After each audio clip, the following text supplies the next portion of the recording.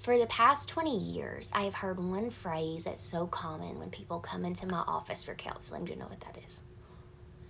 This is just the way I've always been. And I don't think that people notice when they say it, because when you haven't yet done any healing work, that just sounds normal. Because maybe your father said it or your ex said it and you just took it as facts.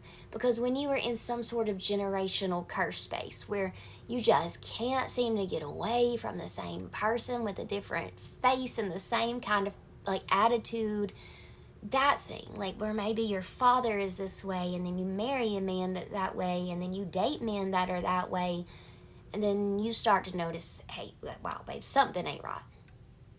No one is ever just this way.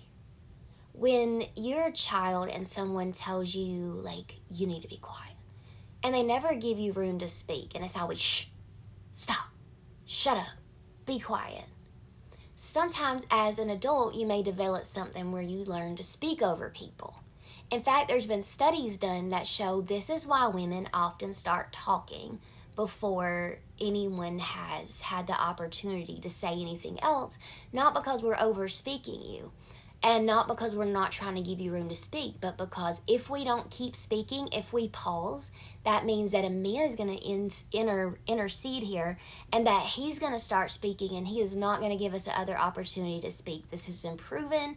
They've looked at it in corporate America, and it's why women will start speaking and not pause. It's why we speak faster than men, because we've learned that we can't have a gap or someone's going to take over this space and we're not going to get to finish our thought or what we had to say or our idea. I want you to take stock of the roots of things. Like, why? You're like, well, Brooke, I just get angry easy. Why? Is it a wall that you put up? Does your anger make you feel safe? What made you angry as a kid that didn't allow you to express it in a healthy way? What was that for you? Is it ever okay to scream at people? Absolutely not. But trace that back so that you can learn to be a better person, not just for other people, but for yourself. Or maybe you find that you are very close to the chest. Nothing wrong with that. Especially when there's discernment involved. Nothing wrong with close to the chest. But maybe in your marriage, to where you just don't want to have any open, honest conversations. You don't want to talk about it. How was your day? It's fine. You have a bad day? Yeah. What happened? Nothing. What made you feel unsafe to have those conversations? Did you maybe talk to your parent about something and they told you could tell them anything? And then when you did, they screamed at you? Or maybe you had a best friend and you told them something that was super, super private to you, and the next day the whole school knew. And it might have felt small now that you're older, but maybe you developed something in yourself that says people aren't safe. Now you're going to use this against me. Just like my dad did. He'd say that I could tell him anything, and when I did, he'd always bring it up. Just like that time you put that baseball through the window. You just have a way of messing things up. It's little things like that that we don't recognize that begin to change the way that our little brains form. There's this part of your brain, it's back here, and it closes up in childhood. This is the thing that wants to keep you comfortable. This is the thing that is trying to take you back to that place over and over and over, because it's all that your brain knows. It's like screaming is safe.